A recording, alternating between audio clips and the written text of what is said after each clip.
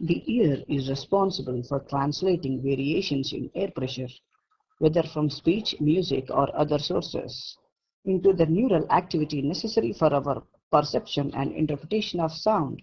The ear can be divided mainly into three principal sections: the outer ear, the middle ear, and the inner ear. Each of these parts performs a specific function in processing sound information.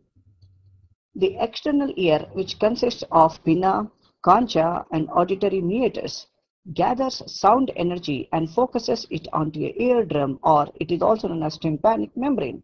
The configuration of the external ear amplifies the sound, particularly at the frequency ranges of 2 to 5 kHz, a range that is important for the speech perception. Now, from the ear canal, the sound waves vibrate the eardrum, which in turn vibrates the three tiny bones in the middle ear, the malleus, incus, and stapes.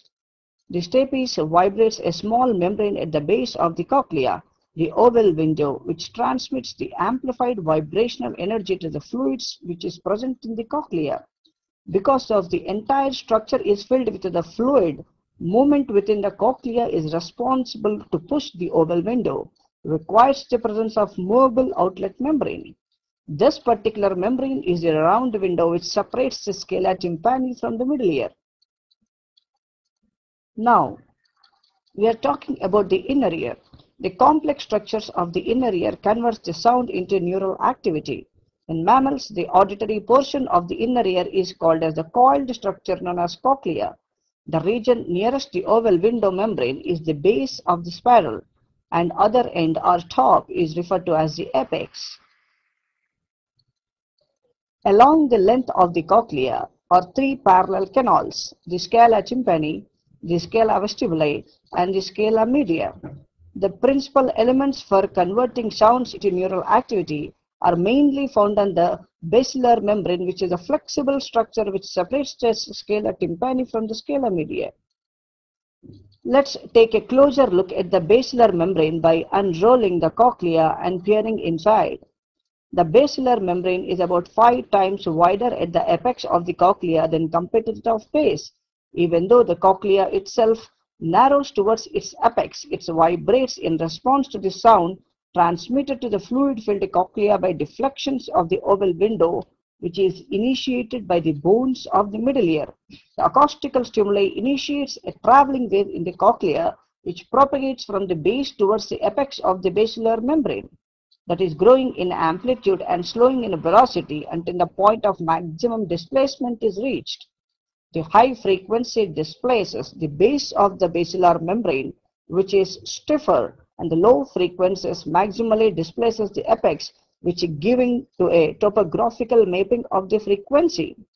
So, the different type of sound waves which are generally produced.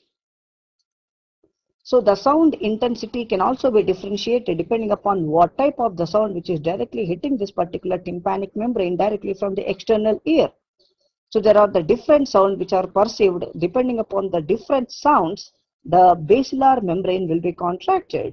So the basilar membrane contractions, which mainly depends upon the what type of the sound which is generally produced from the tympanic membrane. Within the scala media, atop of the basal membrane is the organ of Corti, the collective term for all the elements involved in the transduction of sound.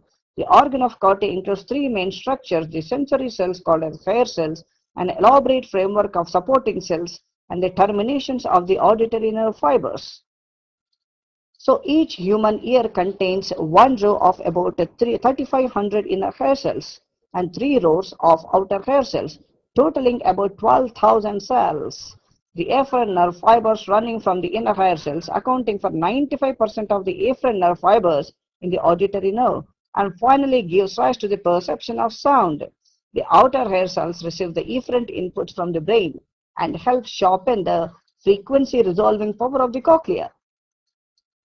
So, from the upper end of each hair cell protrude relatively stiff, tiny hair cells known as stereocilia. Each hair cell has a 50 to 200 stereocilia. The heights of the stereocilia increases progressively across the hair cell. So, the tops approximate an inclined plane. So atop the organ of Corti, the tectorial membrane.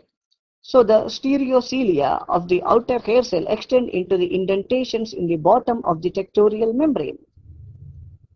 So the movement of the fluid in the cochlea produces vibrations of the basilar membrane. These vibrations bend the stereocilia inserted into the tectorial membrane. Depending upon the direction of the bend, ion channels in the hair cells either stretch, open or close. Ultimately, the change in ion conductance in hair cells which either increase or decrease the firing rate of the auditory nerve fiber. So here you can clearly see in this particular picture the response of this particular hair cells depending upon the contraction. The fine filamentous structures known as the tip links run in parallel to the plane of the bilateral symmetry, connecting the tips of adjacent stereocilia. The tip links provide the means for rapidly transmitting the hair bundle movement into a receptor potential.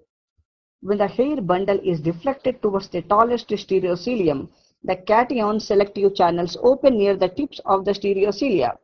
Opening of the channels causes the influx in the potassium ions and a rapid depolarization of the entire hair cell. So the depolarization in turns to the influx of the calcium ions through the voltage-gated calcium channels at the base of the hair cell. The calcium triggers the release of the neurotransmitter from the synaptic vesicle, also located at the base of the hair cell. This stimulated the afferent nerve fibers, which form part of the auditory nerve, and the signal is thus passed along the brain.